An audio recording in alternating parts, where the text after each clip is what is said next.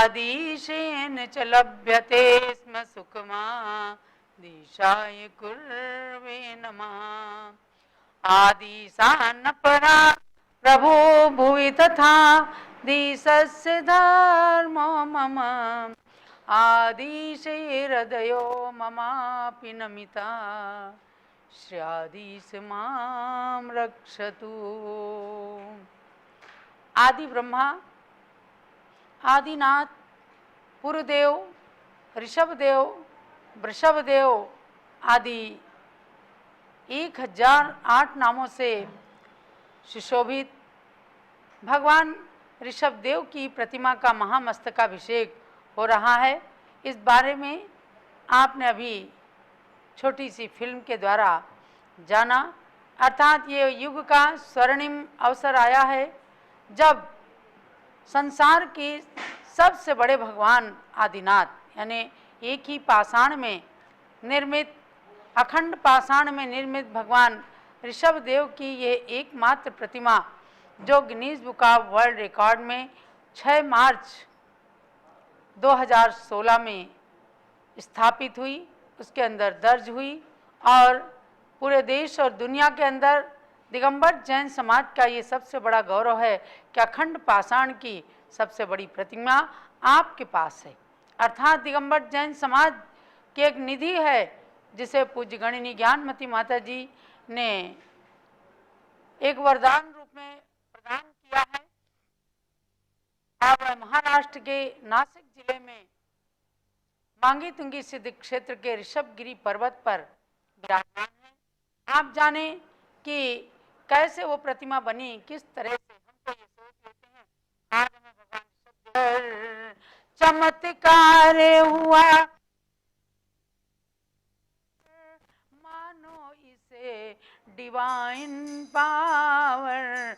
जय हो ऋषभगिरी के आदिनाथ, जय हो ऋषभगिरी के आदिनाथ। बोलो जय ऋषभदेव, बोलो जय जय आदिनाथ, जय ऋषभदेव बोलो।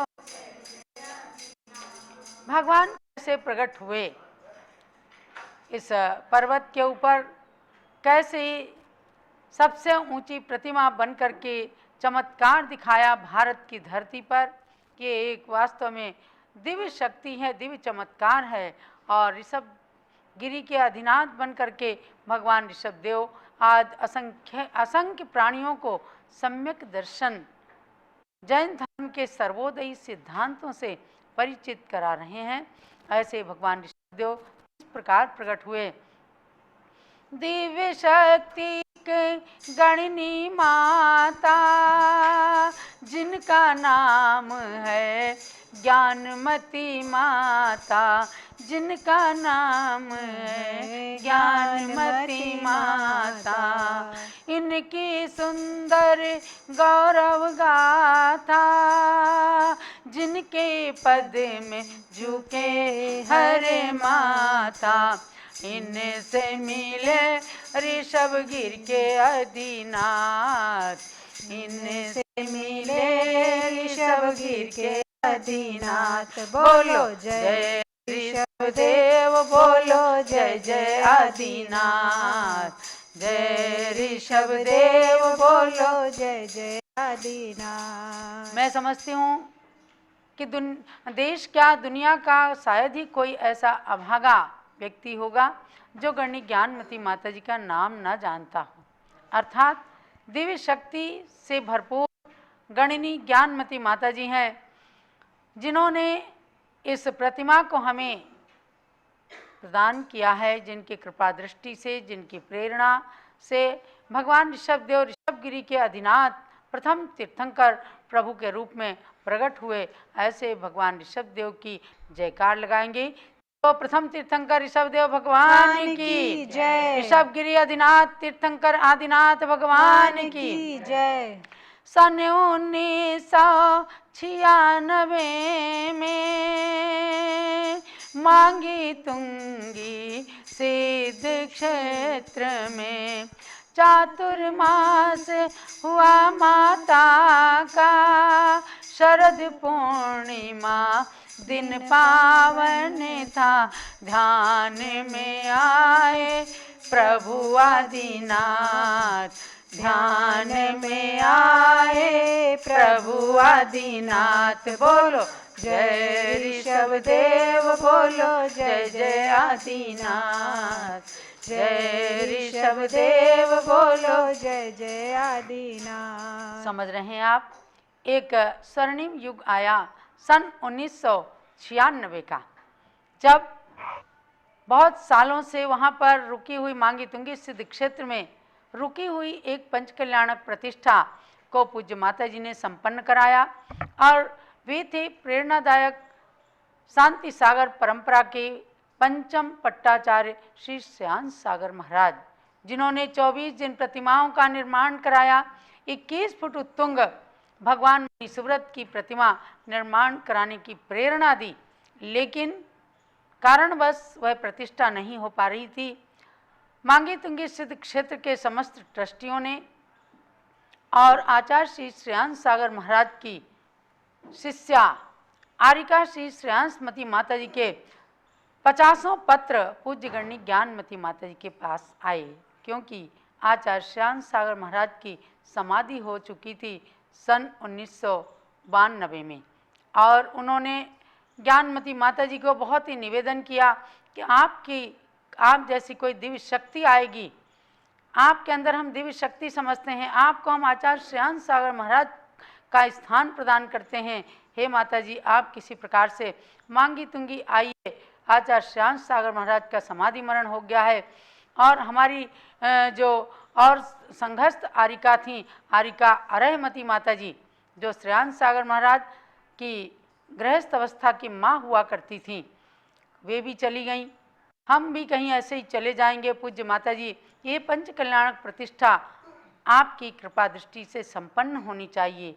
बार बार ऐसे निवेदन के पश्चात पूज्य गणनी ज्ञानमती माता जी ने एक दिन सोचा, चिंतन किया कि अगर मेरी इतनी अपेक्षा है, एक भगवान सालों से पेटी में बंद है 24 भगवान, तब उन्होंने एक दिन चिंतन किया और कर्मयोगी ब्रह्मचारी रविंद्र जी को आदेश दिया कि जो आचार्य श्रेयांश सागर महाराज ने मुनीसुव्रत नाथ भगवान की 21 फुट की प्रतिमा कही थी, वह आप बनवाइए। जैसे जैसे आप आश्चर्य करेंगे कि जैसे ही पूज्य गणनी ज्ञानमती माता ने निर्णय किया कि मुझे हस्तिनापुर से मांगी तुंगी जाना है, और रविंद्र जी ने जयपुर के अंदर 21 फुट के भगवान मुनीसुव्रत की प्रतिमा का ऑर्डर दिया। बस जैसे ज्ञानमती माता 27 नवंबर 1995 को हस्तिनापुर से विहार करती हैं और उधर प्रतिमा निर्माण का कार्य चलता है, और धीरे धीरे करते करते हम सब 27 अप्रैल 1996 को, यानी पूज्य गणनी ज्ञानमती माता जी संघ के साथ मांगी तुंगी सिद्ध क्षेत्र पहुंच जाती हैं।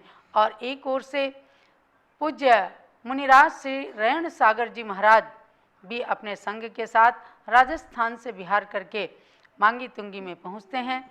दोनों संघों की पावन सानिध्य में और दिव्य शक्ति गणनी ज्ञानमती माता जी की बहुत बड़ी सूझबूझ में के साथ वह पंचकल्याणक महोत्सव संपन्न होता है, और वहाँ पर ज्ञानमती माता जी का चातुर्मास होता है।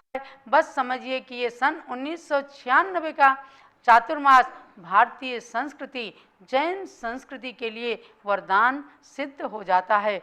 उसी समय शरद पूर्णिमा के दिन 26 अक्टूबर 1996 को प्रातःकाल ध्यान में एक स्वरूप प्रकट होता है। पूज्य गणनी ज्ञानमती माता के मस्तिष्क के अंदर आदिनाथ भगवान का रूप प्रदर्शित होता है, और प्रातःकाल क्या कहते हैं, तब माँ ज्ञानमती ने बताया, प्रतिमा प्रकट करो समझाया, 108 फुट ऊंची हो काया, पूर्व मुखी हो यह भी बताया, यह प्रभु होंगे तीर्थनाथ, यह प्रभु होंगे तीर्थनाथ। बोलो जय ऋषभ देव बोलो जय जय आदिनाथ, जय ऋषभ देव बोलो जय जय आदिनाथ।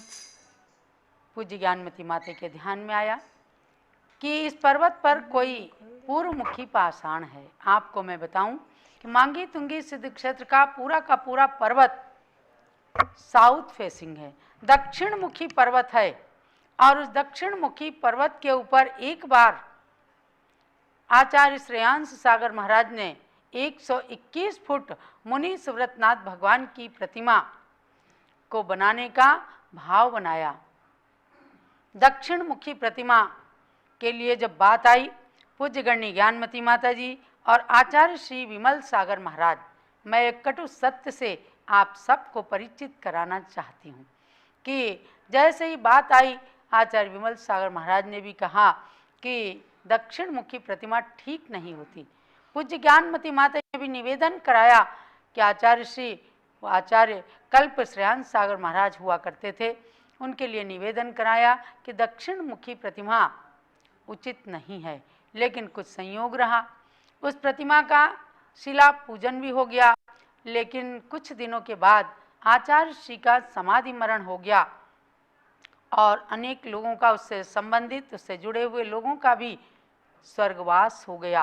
और जब सन 1996 में हम लोग मांगी तुंगी पहुँचे, आरिका श्रेयांशमती माता जी बहुत डरी हुई थी। उन्होंने ज्ञानमती माता जी से कहा कि माता जी कोई प्रतिमा के बारे में मत सोचना, आप यहाँ आई हैं, पंच कल्याणक महोत्सव सानंद संपन्न हुआ है और हमारी 24 प्रतिमाएं 24 ही मंदिर में विराजमान हो गईं। 21 फुट के मुनि सुव्रत भगवान प्रकट हो गए, विराजमान हो गए। अब बड़ी प्रतिमा के लिए आप बिल्कुल भी कोई विचार मत बनाना, हम लोग बहुत दुखी हैं। ज्ञानमती माता ने उनकी बात सुनी। लेकिन संयोग है कि शरद पूर्णिमा के दिन 1996 में उनके मस्तिष्क में आया, उनके ध्यान में आया और उनको अंतर प्रेरणा मिली कि मुनि सुव्रतनाथ भगवान की प्रतिमा नहीं, इस पर्वत पर प्रकट होंगी ऋषभ देव भगवान की प्रतिमा। दक्षिण मुखी नहीं, इस पर्वत पर प्रकट होंगी पूर्व मुखी प्रतिमा। 121 फुट की नहीं, इस पर्वत पर प्रकट होंगी 108 फुट की प्रतिमा और वह लोक कल्याणकारी होंगी। जैसे जय बोले 108 फुट के ऋषभ देव भगवान की। और वह ध्यान की प्रेरणा जैसे ही प्रातः काल प्रबल रूप में जागृत होती है, तब पूज्य माता क्या करती हैं, प्रातः काल मुझे बतलाया, मेरे मन आश्चर्य समाया, मोती सागर पीठाधीश जी एवं ब्रह्मचारी रविंद्र जी, शेष त्रिवेणी कहे जय जय मात, शिष्य त्रिवेणी कहे जय जय मात। बोलो जय ऋषभ देव, बोलो जय जय आदिनाथ, जय ऋषभ देव, बोलो जय जय आदिनाथ। पूज्य माता जी मुझे क्षुल्लक मोती सागर महाराज को और रविंद्र जी तीनों को त्रिवेणी, शिष्य त्रिवेणी कहा करती हैं। बहुत ही हम सबको गौरव होता है कि हमने कुछ उनके अनुकूल प्रवृत्ति की तो पूज्य माता जी हमें ये गौरव प्रदान करती हैं। तो चूंकि मैं उनके साथ 24 घंटे रहती हूँ, आज 53 साल से मुझे पूज्य माता जी के चरण सानिध्य का सौभाग्य मिला। तो सन 1996 में जैसे ही पूज्य माता जी के मन में प्रेरणा, अंतर प्रेरणा मिली, ध्यान में आया, तुरंत प्रातःकाल मुझे बताया। मैंने कहा पूज्य माता जी आप यहाँ से विहार करने वाली हैं दीपावली के पश्चात, ऐसा आपने इतना महान कार्य कैसे सोच लिया, हम सब तो यहाँ रहेंगे नहीं, ये प्रतिमा कौन बनाएगा। उन्होंने तीनों शिष्यों के सामने अर्थात मेरे, मोती सागर महाराज जी के और कर्मयोगी रविंद्र जी के समक्ष ये बात बतलाई। थोड़ा आश्चर्य तो हुआ, कुछ कठिन भी लगा, लेकिन हमें विश्वास था कि दिव्य शक्ति हैं, वचन शक्ति की धारण करने वाली हैं। जो कुछ इनकी जिह्वा से निकलता है तो इन्हें वचन सिद्धि है, जो इनकी जिह्वा से निकलता है परिपूर्ण होता है। हम सब तो एक निमित्त बन जाते हैं। तो तीनों शिष्यों को जब बताया, हम सब ने बहुत चिंतन किया, घबराहट भी हुई, आश्चर्य भी हुआ, लेकिन पूज्य गणनी ज्ञानमती माता की अंतर प्रेरणा पर गौरव की भी अनुभूति हुई कि अब इन्होंने सोचा है तो एक न एक दिन प्रतिमा तो जरूर बनेगी। जैसे ही ये बात सामने आती है, उससे पहले हम सब लोग एक बार अंतर विचार करते हैं, यानी कि चारों ने, पूज्य माता जी, हमने, मोती सागर महाराज ने और रविंद्र जी ब्रह्मचारी जी ने, जो आज रविंद्र कीर्ति स्वामी जी हैं, इनके हाथों में भी ऐसा कुछ चक्र है और ऐसा सौभाग्य है कि इन्हें बड़े बड़े कार्यों को अपने हाथों से करने का, अंजाम देने का जो स्वर्णिम सौभाग्य मिलता है, तो मैं समझती हूँ असंख्य प्राणियों की सम्यक दर्शन को प्राप्त कराने में ये निमित्त बन जाते हैं। तो भव्यात्माओं, उसके बाद क्या होता है?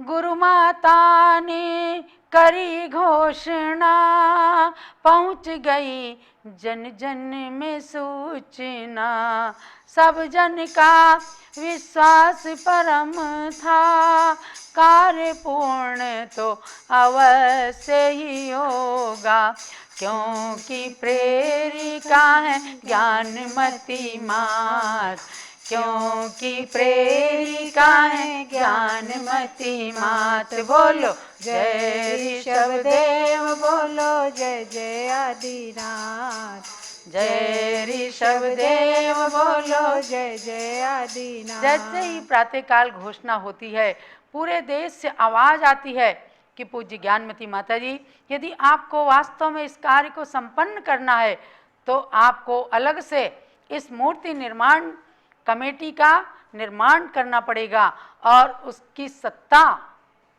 आपको रविंद्र जी के हाथ में सौंपनी पड़ेगी, तब ये कार्य हो सकता है, वरना ये कार्य असंभव है, नहीं हो सकता किसी दूसरे ट्रस्ट के द्वारा। पूज्य ज्ञानमती माता जी चिंतन करती हैं कि ये तो निश्चित है कि हमारे शिष्य कर्मयोगी ब्रह्मचारी रविंद्र जी के अंदर ऐसी महान योग्यता है कि पूरे देश को जोड़कर, और वे मेरी कल्पना को, मेरी भावना, मेरी साधना, मेरी प्रेरणा को साकार करके दिखाएंगे। एक दिन जरूर प्रतिमा सामने आएगी। वह पावन इतिहास दिवस था, स्मरण रखो सब ही उस दिन का, पर्वत पर पाषाण मिल गया, सिद्ध क्षेत्र का भाग्य खिल गया, बन गए उसमें प्रभु आदिनाथ, बन गए उसमें प्रभु आदिनाथ। बोलो जय ऋषभ देव, बोलो जय जय आदिनाथ, जय ऋषभ देव, बोलो जय जय आदिनाथ। महानुभाव, मैंने तो एक शब्द में बता दिया कि वह प्रेरणा साकार हुई और भगवान बन गए, लेकिन उन भगवान को बनाने में कितना परिश्रम लगा, कैसे उस पाषाण की खोज हुई और किस तरह से सरकार के साथ, महाराष्ट्र सरकार और भारत सरकार के साथ में पुरातत्व विभाग आदि सब से मिल करके जो महान निर्णय लिया गया और कैसे पाषाण खंड को छांटा गया, काटा गया और उसको चीर चीर करके भगवान उसके अंदर प्रकट किए गए। अगर आप उस वीडियो को देख लेंगे कि किस प्रकार से हमारे